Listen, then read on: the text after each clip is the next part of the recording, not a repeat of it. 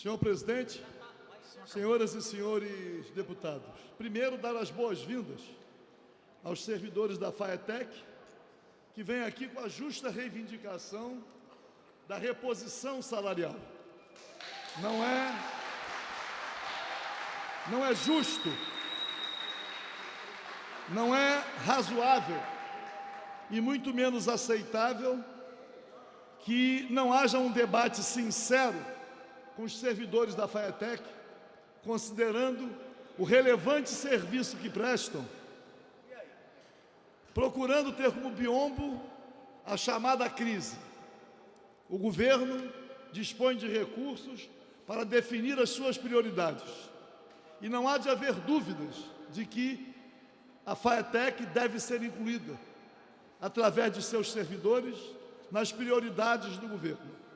Falam na qualificação de mão de obra, uma carência no nosso Estado. Está aí a FAETEC cumprindo essa tarefa, habilitando para o mercado de trabalho, qualificando muitos trabalhadores. Então sejam sempre muito bem-vindos e vamos ver se a presença de vocês aqui será capaz de fazer com que, através do Poder Legislativo, o Poder Executivo possa ser sensibilizado. Dizer ao companheiro que fez uma solicitação ou cobrou a presença em plenário, em função das presenças que constam no painel, que nós terminamos ainda há pouco de votar a pauta, votar a ordem do dia, e uma parcela muito grande, talvez todos os 66 constantes ali do painel, estivessem aqui presentes, votando. Mas, terminado o expediente deliberativo, é natural que os parlamentares que tenham algumas outras obrigações voltem a seus gabinetes ou saiam para cumprir a agenda do dia, a agenda diária.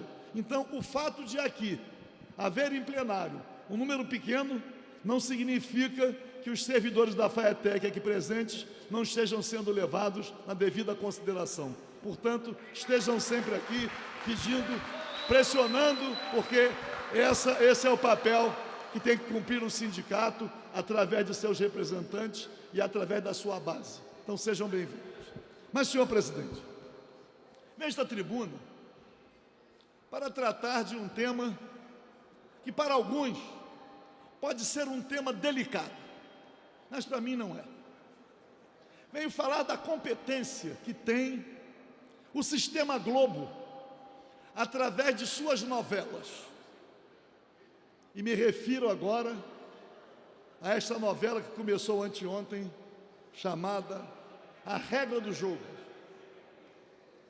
E digo isto por quê? Porque não há nenhuma dúvida de que o Sistema Globo de televisão tem uma parceria, aliás, tem parceria com várias ONGs, Viva Rio, Disque Denúncia, mas também tem uma parceria com o Afroreg, do senhor José Júnior.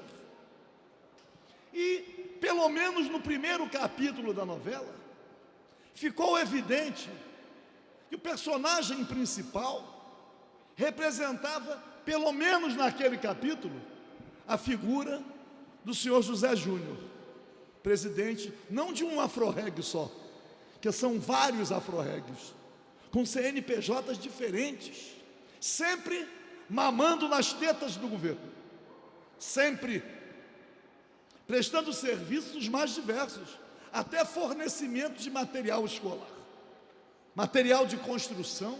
Basta entrar no CIAFEM para constatar quais os mecanismos utilizados, quais os serviços, quais os materiais fornecidos pelo Afroreg para o Estado, mas fornece também, igualmente, ou presta iguais serviços para várias prefeituras.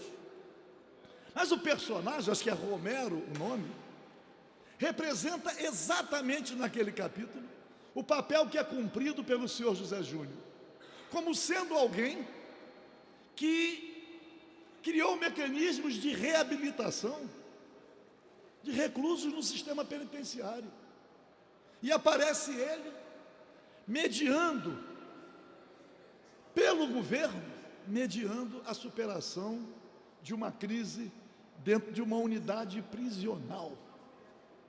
E ele demonstra ali, o personagem, exatamente o duplo papel.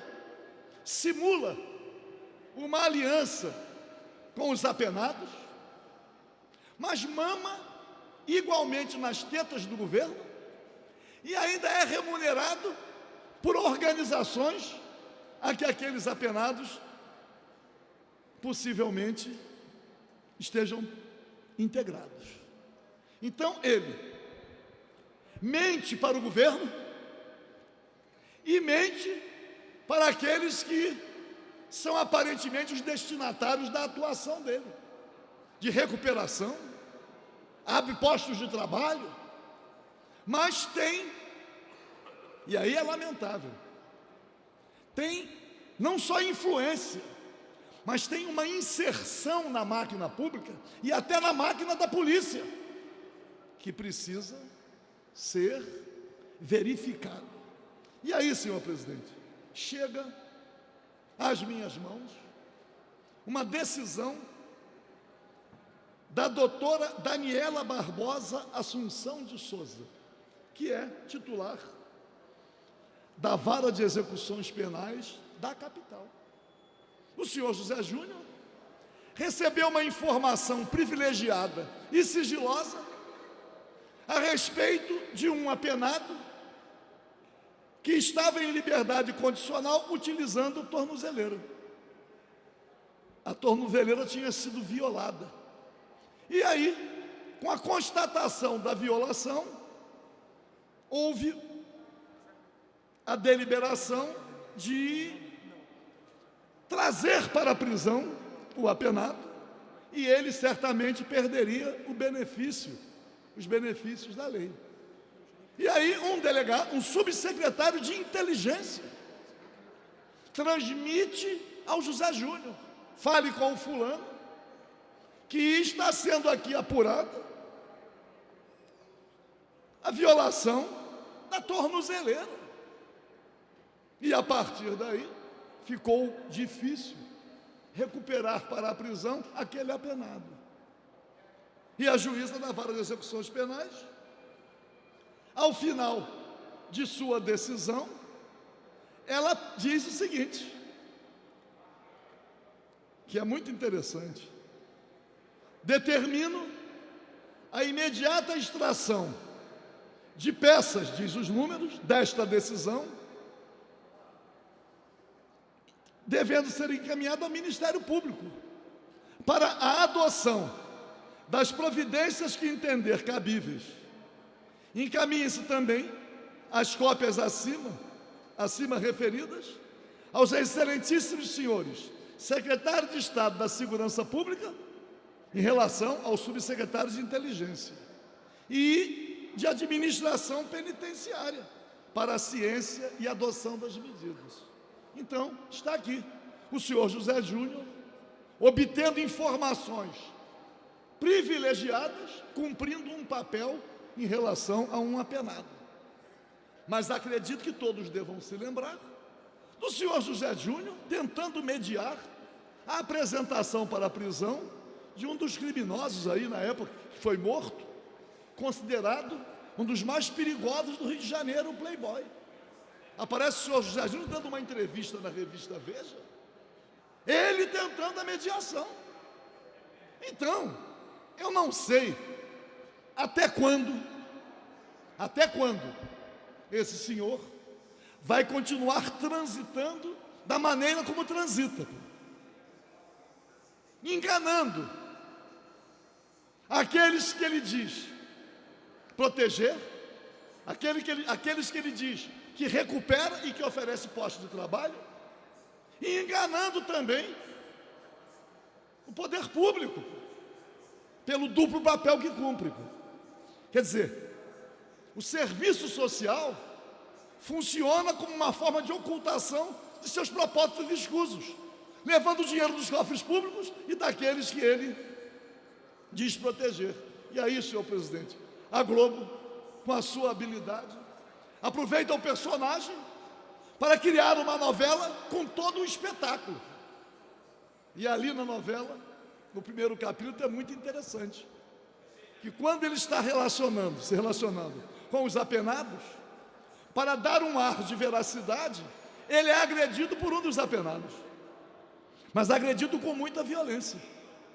Depois, quando ele se reúne com aqueles que foram liberados, ele dá um soco no apenado que o agrediu e diz: como é que você me agride daquele jeito? Ah, mas eu quis dar um cunho de veracidade. Mas precisava tanta violência? Quer dizer, era uma coisa adredemente combinada, como faz o senhor José Júnior. E aí depois ele vai para casa e inadvertidamente entra num apartamento no prédio que não era o que ele morava. E depois ele vai para a cobertura onde ele morava, com toda a mordomia, e lá ainda recebe a remuneração que vem de um dos apenados e diz: mas só isso? Achando que aquela remuneração não correspondia ao serviço prestado. Mas estou falando da novela. Mas na vida real, aquele personagem representava o senhor José Júnior. Então, senhor presidente, pelo menos, eu já encaminhei ao Ministério Público uma representação com os contratos sem licitação feitos pelo Estado com os afro-régios, para que houvesse uma investigação. Na questão do Playboy, disse o senhor José Júnior na época que um promotor de justiça e um delegado de polícia tinham ciência. Encaminhei também para que houvesse a necessária apuração. Mas agora tem aqui uma decisão da doutora